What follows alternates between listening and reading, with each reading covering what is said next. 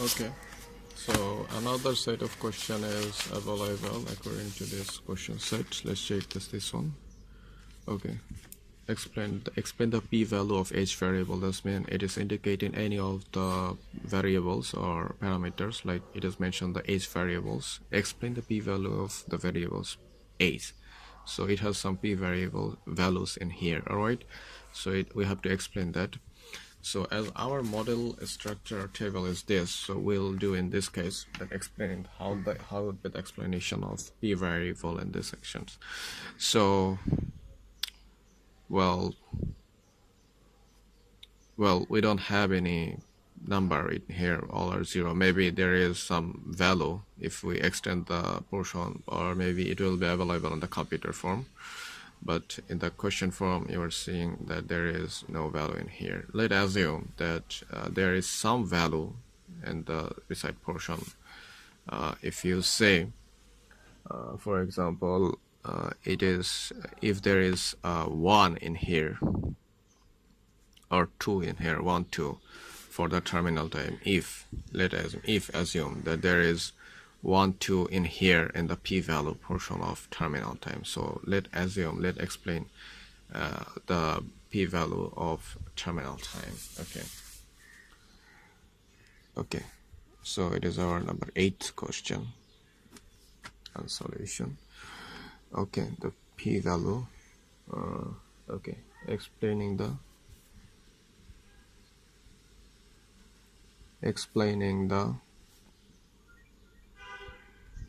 p-value of term time.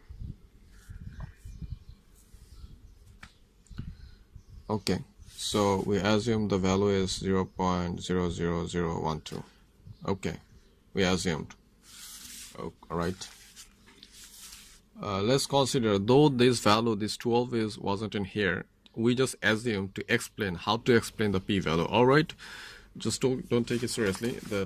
This 12 is not actually a part of the I mean table, not the part of the table. I just added to show you how you will answer if the examiner wants to know that how would you explain the p-value.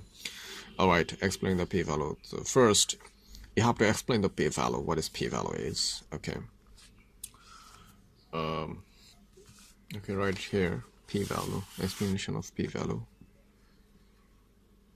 P-value is the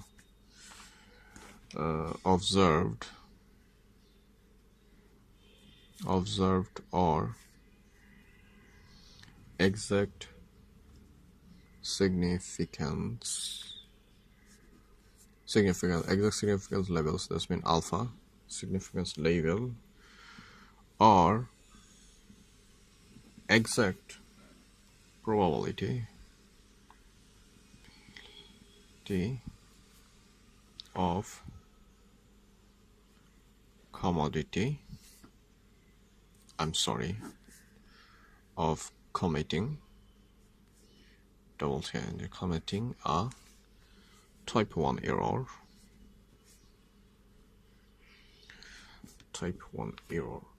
So you know what is type 1 error is? Type 1 error is that rejecting the true null hypothesis. Okay, so all right, then right there the p-value is defined as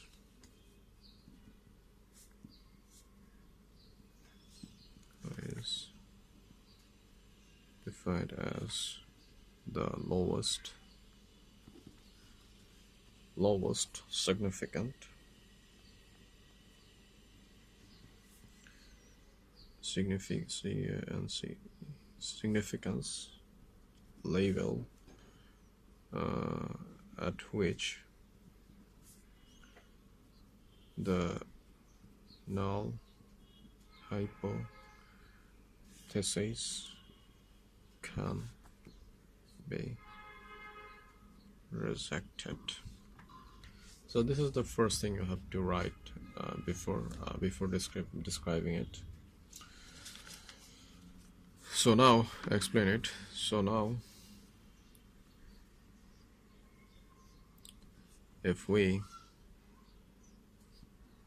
use the p-value mentioned in the mentioned as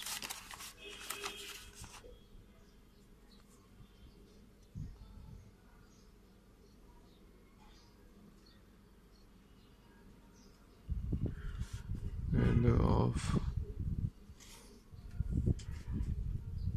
term time, which is 0.0012, which is 0.12,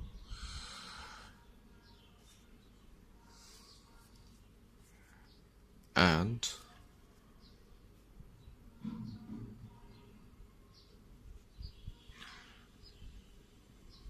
reject the null hypothesis.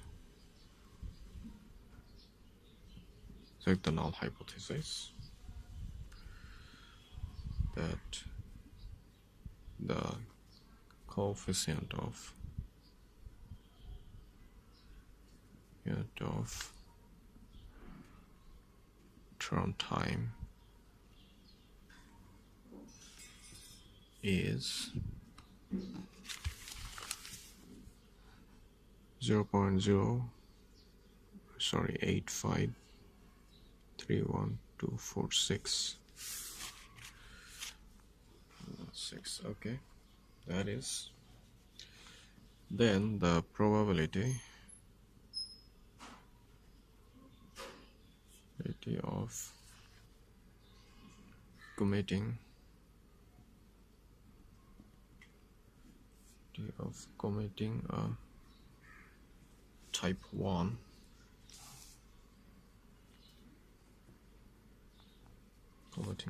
1 error is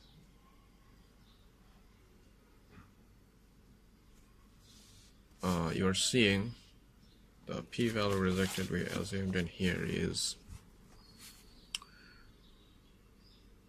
12. So you need 50 to add to place this 12 in the outside.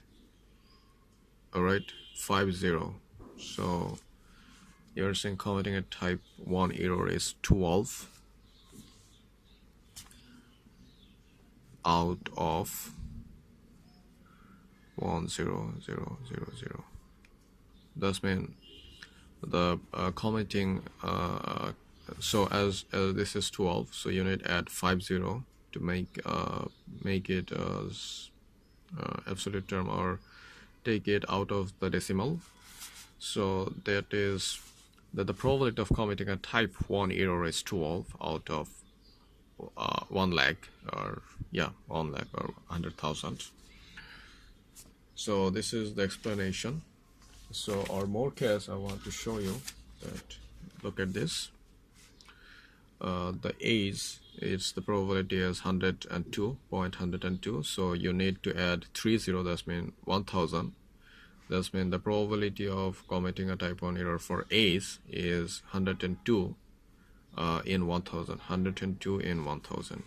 Alright, this is 102 in 1000. So in our case, as we assumed 0.12 after 30 for term time, so our value is become 1 lakh 12 out of 1 lakh. So committing, so which rate is very low in this regard.